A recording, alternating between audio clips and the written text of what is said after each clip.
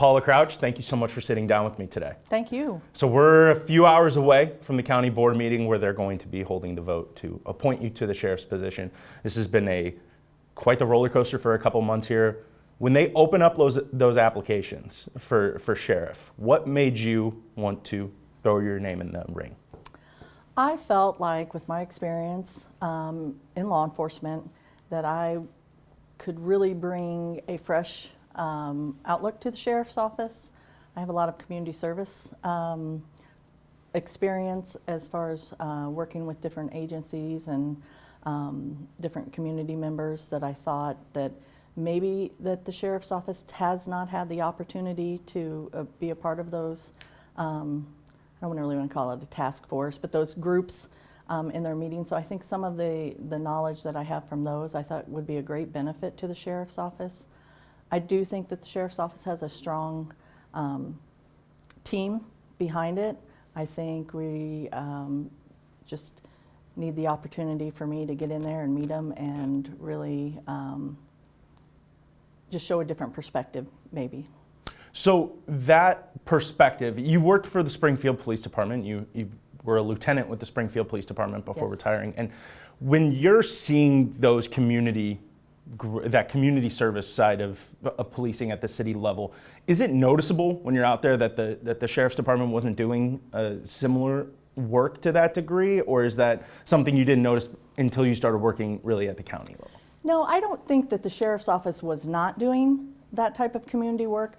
I think that they're seen less because geographically they cover such a large area, and most of the time our focus is in the urban area, right in the city itself of Springfield. So a lot of times people don't have the opportunity to see a massive number of officers at a single event because the deputies just don't work that way. There's not, the same amount of deputies on the street at a time as there are city officers on the street at a time. So I don't think that they haven't been doing that.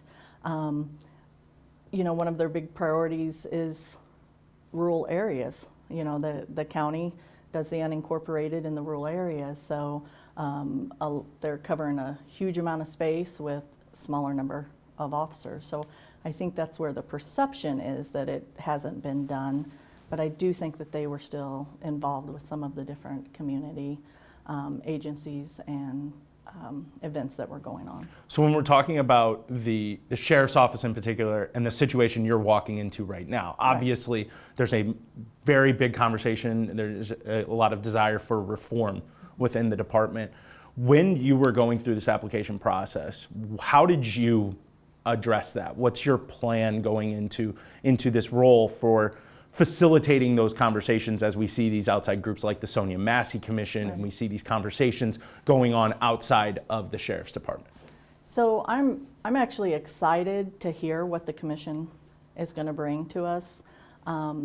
Again, the voice from the community, the goal, I think, of a sheriff and of really all the police officers is to know what your community wants, And that could be something as simple as maybe they want officers stopping by the schools every day.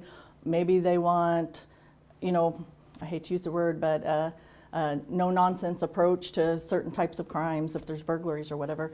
And I know that's not really what the Massey Commission is necessarily talking about or the kind of changes that they're wanting to bring, but I'm anxious to see what they do want to bring, and I'm open to hearing what they have to say and seeing how we can make improvements. When you looked at the circumstances that led to Sonia Massey and the incident and her death, in this case, there's been a lot of focus on the hiring practices and what led to Sean Grayson being on the force, and then the aftermath of it as well, including how it was handled. What did you think of that process? Let's start with the hiring practice at first. Do you see noticeable changes that need to be made, especially when we're talking about a department that many have criticized for having maybe loose hiring guidelines or hiring practices? Sure. So I'm looking forward to actually getting the vote tonight and being confirmed to be sheriff so that I can get into the agency and understand what practices they did use. what their policy is for doing these backgrounds and the hiring. I know they work with the Merit Commission, and that's a little different than the city. The city doesn't have the Merit Commission, so I'm anxious to learn more about how much involvement they actually had with the hiring process and seeing where maybe improvements can be made with the entire thing as a whole, from the application process starting to the Merit Commission. When you first turned in your application to this, what did the process look like after that?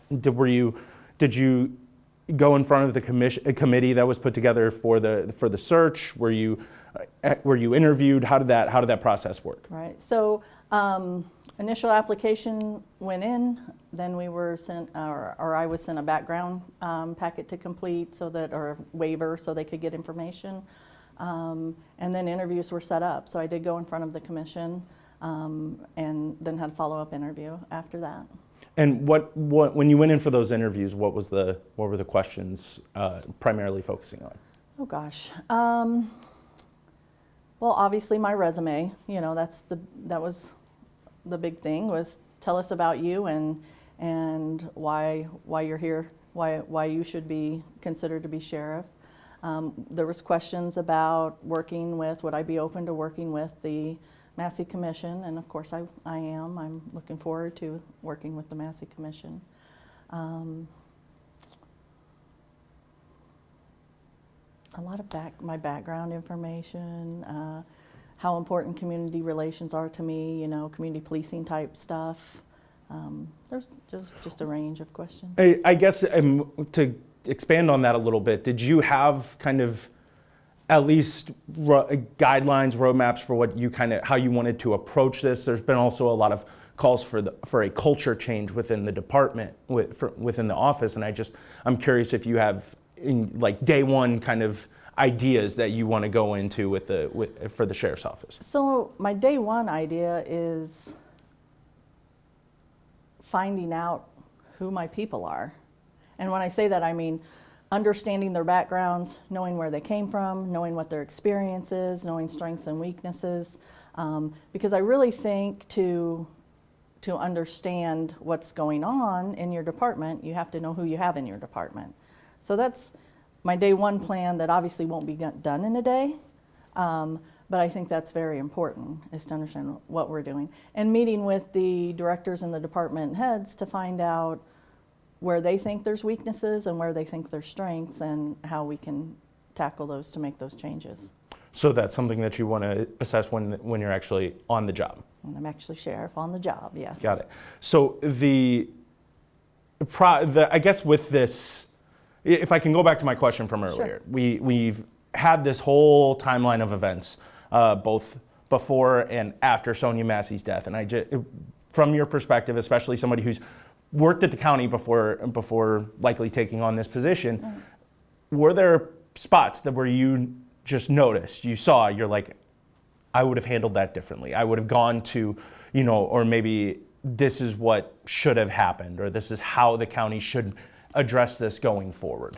I don't think that I could necessarily armchair quarterback it, or that I don't think it's fair to say that I would have said I would have handled this differently, because I didn't have the facts. I could read social media like everyone else can read social media, and tell me two totally different stories about what happened and what didn't happen. So it would be unfair for me to say what I would have handled differently until I actually get in. And I haven't been privy yet to any files. So I think the fair answer to that is, before I'm really would be comfortable saying I would have done anything different, I have to know what they knew at the time. Because you can really only make a decision based on the information that you have at the time, and I don't know what information they had at the time. I know there's several different things that we could be talking about issue-wise, but without all the facts, I don't think it's fair for me to say what I would have done.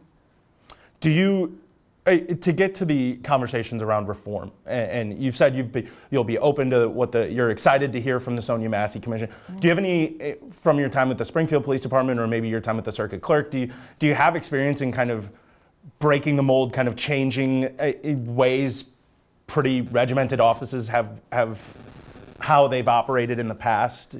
Sure, I'm not sure breaking the molds would be the right word, but I think there's always a different way to approach everything. There's more ways to approach something than just one. And sometimes you have a way that's working, but it may not be the best way that it's working. And I think if you talk to anyone in the circuit clerk's office, you'll see that they've kind of underwent a change since Joe Rush took over and then brought me in. We did make some changes up there that, although they may have been minor types of changes, that has seemed to have improved, we believe, the office. And at the city police department, from my levels there was oftentimes minimal changes that we could make. I mean, a lot of these things in police agencies, you do have stringent policies and law that kind of dictates how you do some stuff. But I'm not afraid to try new things, and I think that's the benefit. And if it doesn't work, we'll move on to something else. As long as nothing tragic comes out of it, right? Then you can always improve, and there can always be a better way. And I'm open to hear and willing to try. So again, we're talking before the county board meeting tonight, but Sure. With your appointment, it's expected that the vote will go through, and you go into the sheriff's office for your first day on the job. What are your plans for immediately hitting the ground running? You've talked about just getting to know the people in the office, but do you have an agenda going into an office where you are going to be serving as a public official, Right. and will it be expected to serve out the rest of this term? I think and I know you don't necessarily want me to repeat myself, but I think my first agenda is honestly to get the hiring practices in place that are necessary. We need to review our employee files, see where we're at, see what we need to do to have the agency. And it's the jail, it's court security, it's the deputies, all working together so that we can be functionable there. When you say the hiring practices, just to be clear, are you talking about the process by which What we've talked about, the merit commission, Yeah. the background checks, things such as that nature. So that'll be an important piece for you? I think it is an important piece, yeah. And Because you want the right people, there working your agency. So there's been I've heard a lot from, whether it be activists, county board members, or even some other law enforcement officials around Central Illinois. There's been this sort of description of the department here, as the office here, as the good old boys club, and kind of doing favors, helping out, and having those conversations. And I'm just curious if you're privy to that, if that's something that you're at least cognizant of, that there is that perception of this department.